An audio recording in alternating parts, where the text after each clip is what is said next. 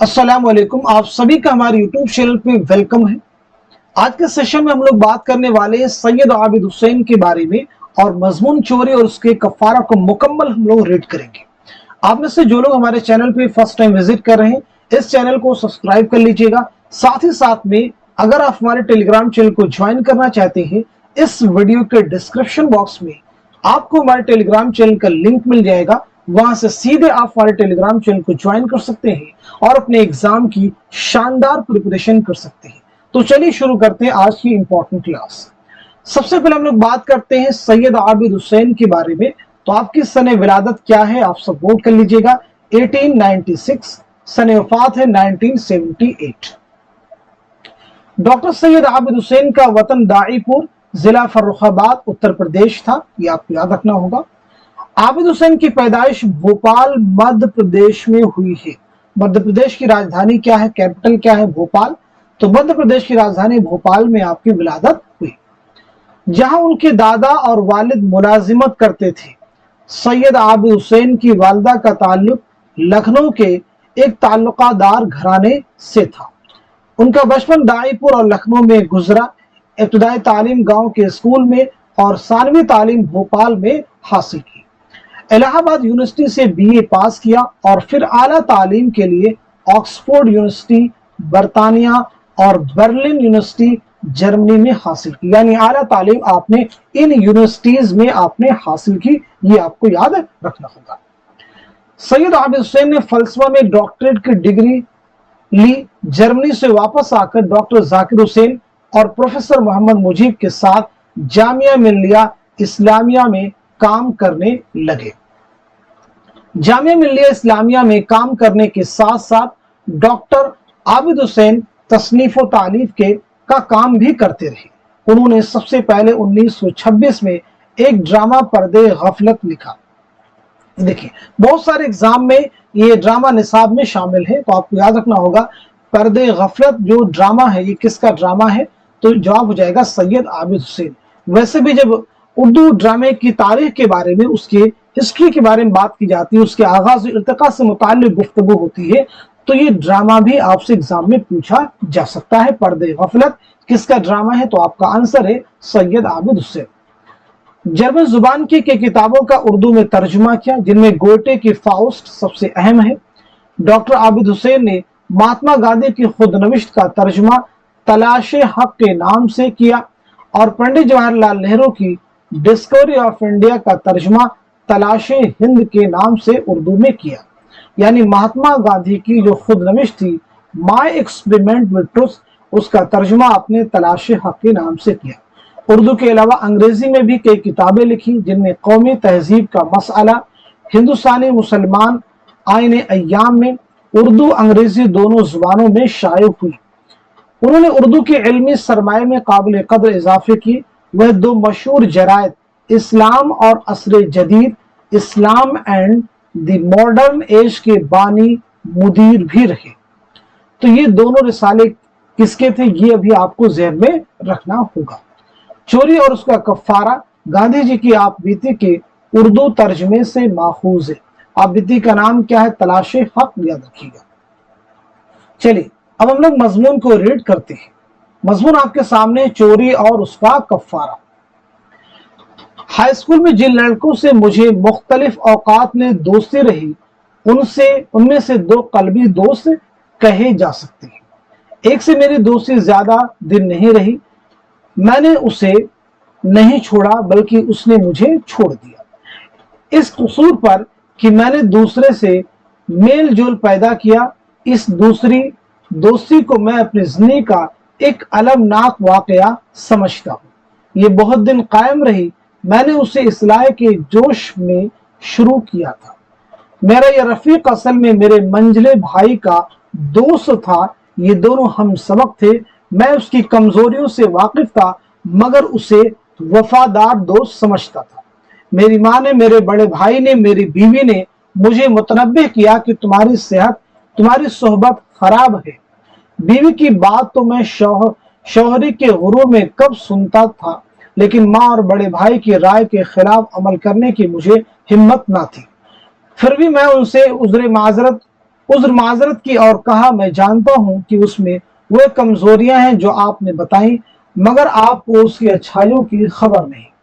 वह मुझे गुमराह नहीं कर सकता, क्योंकि मैं उससे इस नीयत से मिलता हूं कि उसकी इस्लाह करूं। मुझे यकीन है कि अगर वह अपने अतवार दुरुस्त करे तो बड़ा अच्छा आदमी हो जाएगा। मेरी इल्तिजा है कि आप मेरी तरफ से तरद्दुद ना करें। इससे उनका इत्मीनान तो नहीं हुआ, मगर उन्होंने मेरी तौजीह मान ली और मुझे राह चलने दिया। आगे चलकर मुझे मालूम हुआ कि मेरा अंदाजा गलत था। जो शख्स किसी की इस्लाह करना चाहता हो वह उसके साथ शीरो शकर होकर नहीं रह सकता। ये लाइन देखिए अहम है। सच्ची दोस्ती रूहानी इत्तेहाद का नाम है। ये देखिए इंपॉर्टेंट चीज यहाँ पे आ रही है। सच्ची दोस्ती रूहानी इत्तेहाद का नाम है जो इस दुनिया में बहुत कम होता है। सिर्फ उन्हीं लोगों में जिनकी तबीयत एक सी हो दोस्ती पूरी तौर पर मुकम्मल और पायदार हो सकती है। दोस्तों में हर एक का असर दूसरों पर पड़ता है, इसीलिए दोस्ती में इस्लाह की गुंजाइश बहुत कम है। मेरी राय में किसी एक शख्स से एक जान दो कालिब हो जाने से परहेज करना चाहिए, क्योंकि इंसान पर बनिस्बत नेकी के बदी का असर जल्द पड़ता है, और जो शख्स खुदा का दोस्त होना चाहता है उसे लाजिम है या तो अकेला रहे या सारी दुनिया से दोस्ती करे। मुमकिन कि मेरी राय गलत हो, मगर मुझे तो कल्बी दोस्ती पैदा करने में नाकामी हुई। जिन दिनों मेरी मुलाकात उस दोस्त से हुई, राजकोट में रिफॉर्म का बड़ा जोर था। उसने मुझे बताया कि हमारे बहुत से उस्ताद छुप कर शराब और गोश्त का इस्तेमाल करते हैं। उसने राजकोट के बहुत मशहूर आदमियों के नाम भी लिए जो उस जमात में शरीक थे। उसने कहा, उस जुमरे में हाई स्कूल के बाज लड़के भी हैं। मुझे सुनकर ताज्जुब और रंज हुआ। मैंने अपने दोस्त से उसका सबब पूछा तो उसने कहा, हमारी कौम गोश्त नहीं खाती इसलिए कमजोर है। अंग्रेज लोग गोश्त खाते इसीलिए वो हम पर हुकूमत करने के काबिल है। तुम जानते हो मैं कैसा मजबूत हूँ और कितना तेज दौड़ता हूँ। उसका सबब यही कि मेरी ग़िज़ा गोश्त है। गोश्त खाने वालों के फोड़े फुंसी नहीं निकलते, और कभी निकल भी आए तो जल्द अच्छे हो जाते हैं। हमारे उस्ताद और हमारे दूसरे बड़े आदमी जो गोश्त खाते हैं अहमक नहीं है। वह जानते हैं कि इसमें क्या खूबियां हैं। तुम्हें भी इसकी तकलीद करना चाहिए। आखिर आजमाइश करने में क्या हरज है। तुम आजमा कर देखो कि गोश्त खाने से कैसी ताकत आती है।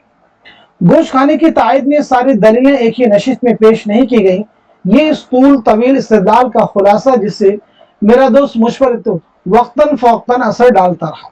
मेरे मंजिले भाई पहले ही मगलूब हो चुके थे, इसलिए मेरे दोस्त की दलीलों की तायद करते थे। मैं वाकई अपने भाई और दोस्त के मुकाबले में बिल्कुल मरियल मालूम होता था। वो मुझसे ज्यादा कवि और जफाकश भी थे और जरी भी थे। उस दोस्त के कारनामों ने मुझ पर जादू सा कर दिया। वो बहुत दूर तक और बड़ी तेजी से दौड़ सकता था। कूद फाद में मशाक और सख्त से सख्त जिस्मानी सजा बर्दाश्त कर लेता था। वो मुझे अक्सर अपने कारनामे दिखाया करता था, और ये कायदे की बात है कि इंसान दूसरों में वह सिफतें देखकर जो उसमें ना हो दंग रह जाता है। उसके बाद मेरे दिल में वलवला उठा कि उसके जैसा बनूं। मैं ना कूद सकता था ना दौड़ सकता था। मैंने सोचा कि मैं भी उसकी तरह मजबूत क्यों ना हो जाऊं। फिर मैं बुज़दिल भी था। मुझे हर वक्त चोरों भूतों और सांपों का खटका रहता था। रात को घर से बाहर कदम रखने की हिम्मत ना पड़ती थी। अंधेरे से मेरी रूह फना होती थी। मेरे लिए अंधेरे में सोना तकरीबन नामुमकिन था, क्योंकि मुझे वहम होता था कि एक तरफ से भूत चले आ रहे हैं, दूसरी तरफ से चोर, तीसरी तरफ से सांप। बगैर कमरे में रोशनी रखे मुझे सोते ना बनता था। मैं अपने खौफ को अपनी कमसिन बीवी पर क्यों कर जाहिर करता। मैं जानता था कि उनमें मुझसे ज्यादा हिम्मत है, और मुझे अपने ऊपर शर्म आती थी। उन्हें सांपों और भूतों का कोई डर न था। वह अंधेरे में हर जगह चली जाती थी। मेरे दोस्त को मेरी इन कमजोरियों का हाल मालूम था। वह कहता था कि मैं जिंदा सांप हाथ पर रख सकता हूँ, चोरों का मुकाबला कर सकता हूँ, और भूतों का कायल ही नहीं हूँ। ये गोश्त खाने की बरकत है। आगे बढ़ते हैं हम लोग। इन सब बातों का मुझ पर काफी असर पड़ा। मैंने हथियार डाल दिए। मुझे रफ्ता रफ्ता यकीन होने लगा कि गोश्त खाना अच्छा है। इससे मुझ में कुव्वत और जुर्रत पैदा हो जाएगी, और अगर सारा मुल्क गोश्त खाने लगे तो अंग्रेज मगलूब हो जाएंगे। अब तजर्बा शुरू करने के लिए एक दिन मुकर्रर हुआ। उसे पोशीदा रखना बहुत जरूरी था। सारा गांधी खानदान वैष्णो था। और मेरे वालिदैन तो बड़े पक्के वैष्णव थे, वो पाबंदी से हवेली जाया करते थे, बल्कि खुद हमारे खानदान के जुदागाना मंदिर थे। जैन मत का गुजरात में बहुत जोर था, उसका असर हर वक्त हर जगह नजर आता था। गुजरात के जैन और वैष्णव लोगों को गोश्त खाने से जितनी सख्त नफरत थी, उसकी मिसाल न हिंदुस्तान में मिलती है और न किसी और मुल्क में। मेरी विलादत और परवरिश उस माहौल में हुई थी और मुझे अपने वालिदैन से बड़ी मोहब्बत थी। मैं जानता था कि जिस दम वो मेरे गोश्त खाने की खबर सुन पाएंगे, सदमे के मारे मर जाएंगे। सच्चाई की मोहब्बत ने मुझे और भी ज्यादा एहतियात पर मजबूर कर दिया। मैं ये नहीं कह सकता कि मुझे उस वक्त उसका एहसास ना था कि अगर मैंने गोश्त खाना शुरू कर दिया तो वालिदैन को धोखा देना पड़ेगा, लेकिन मैंने दिल में ठान ली कि रिफॉर्म जरूर करूंगा।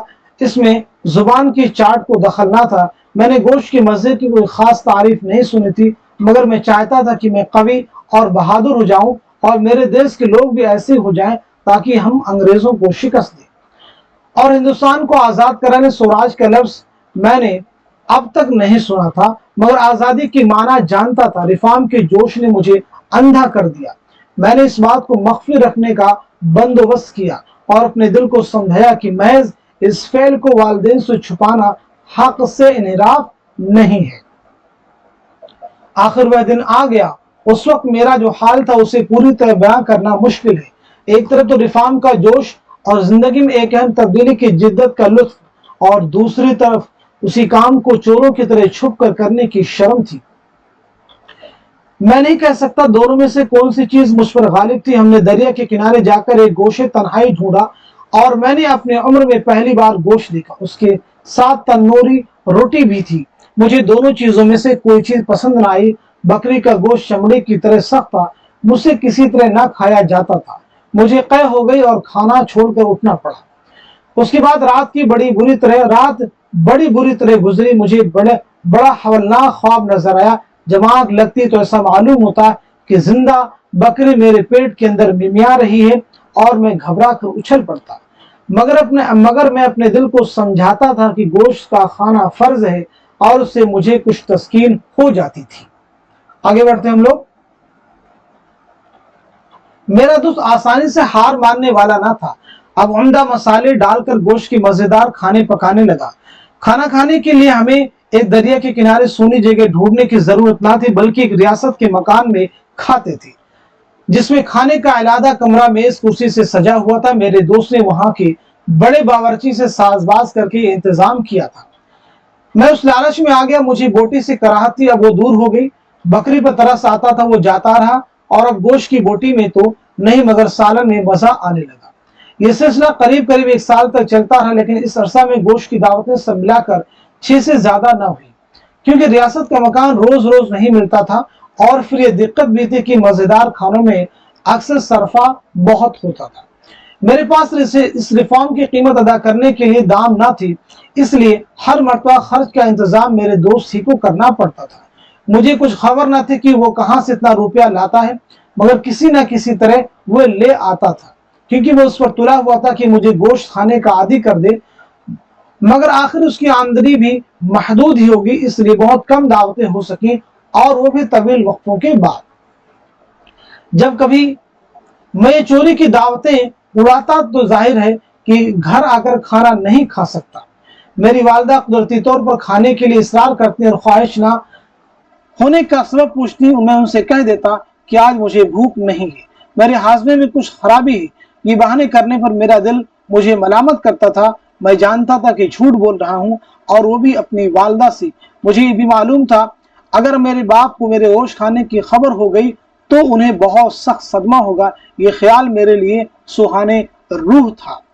इसलिए मैंने अपने दिल में कहा, अगरचे गोश्त खाना बहुत जरूरी है और ये भी बहुत जरूरी है कि मुल्क में गजा की इस्लाह की जाए, लेकिन अपने माँ बाप को धोखा देना और उनसे झूठ बोलना गोश्त न खाने से भी बदतर है। जब तक वो जिंदा है गोश्त खाना मुमकिन नहीं। जब वो ना रहे और मैं आजाद हो जाऊं तो खुल्लम खुल्ला गोश्त खाऊंगा, लेकिन मैं इस वक्त उससे परहेज करूंगा। इस पुरखलूस ख्वाहिश की वजह से अपने वालिदैन से झूठ ना बोलूं, मैंने गोश्त छोड़ दिया, मगर अपने दोस्त की सोबत ना छोड़ी। उसकी इस्लाह करने के जोश ने मुझे बर्बाद कर दिया था, मगर मुझे उसका बिल्कुल एहसास ना था। मुझे अभी अपने चंद और लफ्ज़िशों का जिक्र करना है जो गोश्त खाने के ज़माने में और उससे पहले मुझ में सरजद हुई। इनका सिलसिला मेरी शादी के वक्त से या उसके थोड़े ही दिन बाद शुरू होता है। मेरे एक अजीज को और मुझे सिगरेट पीने का चस्का लग गया।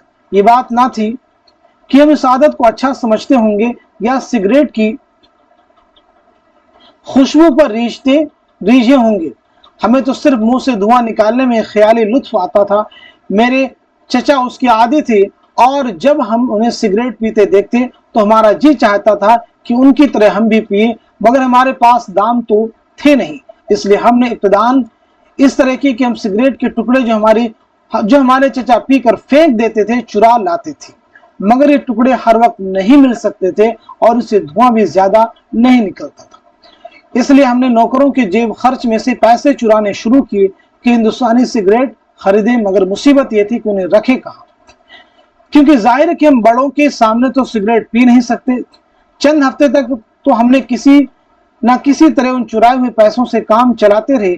इस अरसे में हमने सुना कि एक दरख्त की डाल में मसामात होते हैं और उसके टुकड़े सिगरेट की तरह पिए जा सकते हैं। हम उन्हें ले आए और पीना शुरू कर दिया, लेकिन इन चीजों से हमारी तसल्ली ना होती थी। आज़ादी ना होना हमें खलने लगा। हमसे यह बर्दाश्त न होता था कि हम बगैर बड़ों की इजाजत के कुछ ना कर सके। आखिर जिंदगी से मुतनफिर होकर हमने खुदकशी की ठान ली। मगर अब ये सवाल था कि खुदकशी कैसे की जाए। जहर खाएं तो जहर कहाँ से लाएं? हमसे किसी ने कहा कि धतूरे के बीज जहर कातिल है। हम दौड़े हुए जंगल में गए और बीज ले आए। हमने शाम के वक्त को उस काम के लिए मुबारक समझा। हम केदार जी मंदिर गए। हम वहां के चिराग में घी डाली, दर्शन लिया और कोई सोनी जगह ढूंढने लगे, मगर हमारी हिम्मत ने जवाब दिया, फर्ज करो हम फौरन ना मरे, और आखिर मरने से फायदा ही क्या? आजादी नहीं है तो ना सही, इसी हालत को क्यों ना बर्दाश्त करें। फिर भी हम 2-3 दिन बीज निगल ही गए। हम दोनों मौत से डर गए और हमने तय किया राम जी मंदिर जाकर हवास दुरुस्त करें और खुदकशी का ख्याल छोड़ दें। मुझे मालूम हो गया खुदकशी करना इतना सहल नहीं था जितना उसका इरादा करना, और उस दिन से जब कभी मैं सुनता हूं कि फलां शख्स खुदकशी की धमकी दे रहा है तो मुझ पर बहुत कम असर होता है। खुदकशी के ख्याल का नतीजा ये हुआ कि हम दोनों ने सिगरेट के टुकड़े पीना और सिगरेट के लिए नौकरों के पैसे चुराना छोड़ दिया। जब से मैं बालिग हुआ हूं मुझे कभी तंबाकू पीने की ख्वाहिश नहीं हुई और मैं इस आदत को तहजीब के खिलाफ, सफाई के खिलाफ और मुज़िर समझता हूँ। ये बात मेरी समझ में कभी नहीं आई कि सारी दुनिया में लोग तंबाकू को पीने पर क्यों जान देते हैं। मुझसे तो रेल के डब्बे में जहां तंबाकू को पीने वाले भरे हों नहीं बैठा जाता, मेरा दम घुटने लगता है। लेकिन इससे कहीं बड़ी चोरी का मैं कुछ दिन बाद मुर्तकिब हुआ। जब मैंने पैसे चुराए तो मेरी उम्र 12-13 साल की, बल्कि उससे भी कम थी। दूसरी चोरी के वक्त 15 साल का था। इस बार मैंने अपने गोश्त खाने वाले भाई की बाजूबंद से एक सोने का टुकड़ा चुराया। ये भाई 25 रुपए के मकरूज से बाजू पर खाली सोने का बाजू बांधा करते थे। उसमें से एक टुकड़ा काट लेना कोई मुश्किल बात ना थी। चुनांचा ऐसा किया गया और कर्ज अदा हो गया, लेकिन इतना संगीन जुर्म था कि मुझसे किसी तरह बर्दाश्त नहीं हो सकता था। मैंने अहद कर लिया कि फिर कभी चोरी ना करूंगा। मेरा यह भी इरादा हुआ कि अपने वालिद के सामने जुर्म का इतराफ कर लूं, मगर हिम्मत ना पड़ती थी। ये बात ना थी कि मुझे वालिद के हाथ से मार खाने का डर हो। जहां तक मुझे याद है कि उन्होंने हम लोगों को कभी नहीं मारा। खौफ था तो ये कि उन्हें बहुत दुख होगा। आखिर में फैसला किया कि मैं इतराफनामा लिखकर अपने वालिद को दूं और उसे माफी की दरखास्त करूं। मैंने सारा वाकया एक कागज पर लिखा और खुद ले जाकर उन्हें दिया। उस रक़्क़े में मैंने न सिर्फ अपने जुर्म का इतराफ किया, बल्कि ये ख्वाहिश भी की मुझे इसकी काफी सजा दी जाए, और आखिर में उनसे दरखास्त की मेरे कसूर के बदले वो अपना दिल ना कुढ़ाएं। मैंने इस बात का अहद किया कि फिर कभी चोरी ना करूंगा। मैंने इतराफनामा उन्हें दिया तो कांप रहा था। वो उन दिनों नासूर में मुब्तला थे और साहिब फिराश थे, यानी बिस्तर पर पड़े हुए थे। एक खुर्रे तख्त पर लेटे रहते थे। मैंने रुक्का उन्हें दिया और चौकी के सामने बैठ गया। उन्होंने उसे अव्वल से आखिर तक पढ़ा और मोतियों के कतरे टप टप उनके रुखसारों यानी उनके गालों पर और कागज पर गिरने लगे। दम भर वो आंखें बंद करके सोचते रहे और उसके बाद उन्होंने रुक्का फाड़ कर फेंक दिया। वो उसे पढ़ने के लिए पहले बैठ गए थे, अब वो फिर लेट गए। मैं भी रोने लगा। मैं देख रहा था कि उन्हें कैसा दुख है। اگر میں نقاش ہوتا تو آج اتنے دن کے بعد بھی پورے منظر کی تصویر کھینچ دیتا۔ اس واقعہ کی یاد میرے دل میں اب تک تازہ ہے۔ ان محبت کے موتیوں نے میرے دل کو پاک کر دیا اور میرے گناہ کو دھو ڈالا۔ اس محبت کو وہی خوب جانتا ہے جس نے اس کا لطف اٹھایا ہے۔ یہ میرے لیے اہنسا کا عملی سبق تھا۔ اس وقت تو مجھے اس میں سوائے باپ کی محبت کے کچھ نظر نہ آتا تھا، مگر آج میں جانتا ہوں کہ یہ خالص اہنسا تھا۔ جب یہ اہنسا ہماگیر ہو جاتا ہے تو جس چیز کو چھوتا ہے اس کی کایا پلٹ دیتا ہے، اس کی قوت کی کوئی انتہا نہیں۔ اس طرح کا شاندار عفو یعنی معافی میرے والد کی طرف سے بعید تھا۔ میرا خیال تھا کہ وہ خفا ہو جائیں گے، ناراض ہو جائیں گے، سر پیٹ لیں گے، مجھے سخت سست کہیں گے، لیکن ان کا سکون دیکھ کر حیرت ہوتی تھی، اور یقیناً اس کی وجہ یہی تھی کہ میں نے صاف صاف اپنے گناہ کا اعتراف کیا تھا، قبول کیا تھا۔ گناہ کا پورا اعتراف اور آئندہ اس سے باز رہنے کا عہد وعدہ ایسے شخص کے سامنے جو انہیں قبول کرنے کا اہل ہے، توبہ کی خالص ترین صورت ہے۔ مجھے معلوم ہوا کہ میرے اس اعتراف سے والد کو میری طرف سے پورا اطمینان ہو گیا، اور انہیں مجھ سے جو محبت تھی وہ بے انتہا بڑھ گئی۔ اب اس مضمون میں جو مشکل الفاظ آئے ہیں ان کی معنی کو بھی ذرا ہم لوگ دیکھ لیتے ہیں۔ جیسے دیکھیے، ایک لفظ آیا ہے کفارہ۔ تو کفارہ کہتے ہیں گناہ یا قصور کا بدلہ جو قصوروار کی طرف سے ادا ہو۔ قلبی دوست، دلی دوست، بہت قریبی دوست۔ قلب کا مطلب ہی کیا ہوتا ہے؟ دل۔ متنبہ کرنا، خبردار کیا یا پھر آگاہ کیا۔ نوٹ کیجیے، عذر معذرت، کسی قصور یا کمی کی صفائی کے طور پر جو بات کہی جائے۔ تردد، پریشانی، الجھن۔ توجیہ، وجہ بیان کرنا، دلیل دینا۔ ایک جان دو قالب، انتہائی دوستی، گویا جسم دو ہیں لیکن جان ایک ہے۔ ویشنو، ہندوؤں کا ایک فرقہ جو گوشت، پیاز، لہسن وغیرہ سے سخت پرہیز کرتا ہے۔ حویلی، بڑا مکان جہاں پر عبادت گاہ کے لیے استعمال ہوا ہے۔ ساز باز، سازش، گٹھ جوڑ، کانسپریسی۔ سہانے روح، روح کو تکلیف دینے والا۔ لغزش، غلطی، بھول چوک، گمراہی۔ مسامات، جلد کے باریک سوراخ جن سے پسینہ نکلتا ہے انہیں کیا کہتے ہیں؟ مسامات، یعنی پورس انگلش میں جسے کہتے ہیں۔ آگے دیکھیے، زہر قاتل، وہ زہر جس کے کھانے سے انسان مر جائے یعنی مہلک زہر۔ مرتکب، کام میں ہاتھ ڈالنا، قصوروار یعنی ارتکاب کرنے والا۔ صاحب فراش، وہ بیمار جو بستر سے نہ اٹھ سکے۔ اہنسا، خون خرابے اور توڑ پھوڑ میں یقین نہ رکھنا یا ان باتوں پر عمل نہ کرنا۔ عدم تشدد، نان وائلنس۔ ہماگیر، جو سب پر چھا گیا ہو۔ عفو کے معنی کیا ہے؟ معافی، درگزر۔ آپ سب نوٹ کر لیجئے گا۔ کلیئر ہو گیا سبھی کو؟ اب دیکھیں یہاں پر کہا گیا ہے، یہ مضمون کہاں سے لے؟ یہ مضمون مہاتما گاندھی کی آپ بیتی مائی ایکسپیریمنٹس وتھ ٹروتھ کے اردو ترجمے تلاش حق سے لیا گیا ہے۔ مضمون پڑھتے وقت آپ کو کسی بھی سطر پر یہ شبہ نہیں ہوگا کہ یہ ترجمہ ہے۔ اچھے اور کامیاب ترجمے کی یہی خوبی کہ اس پر اصل کا گمان ہو۔ مہاتما گاندھی نے اپنی سوانح لکھتے وقت اپنی شخصی کمزوری کو چھپایا نہیں، ان پر کسی طرح کا پردہ نہیں ڈالا، اور کھلے دل سے اپنی غلطیوں اور کوتاہیوں کا اعتراف کیا اور خود ہی ان کی اپنی اصلاح کی۔ ایک اچھی آبیتی کی پہلی خوبی یہی کہ اس میں کسی طرح کا تصنع یعنی بناوٹ نہ ہو۔ اس طرح کی آبیتیاں پڑھنے والوں کے لیے لطف کے ساتھ ساتھ عبرت اور اصلاح کے مواقع بھی فراہم ہوتے ہیں۔ اب اردو میں بہت ساری اہم خود نوشت ہوئی ہیں، جیسے یادوں کی بارات۔ یادوں کی بارات کس کی خود نوشت ہے؟ اس آباد خرابے میں کس کی خود نوشت ہے؟ خواب باقی ہیں، یہ کس کی خود نوشت ہے؟ ایسے ہی ورود مسعود، یہ کس کی خود نوشت ہے؟ سبھی۔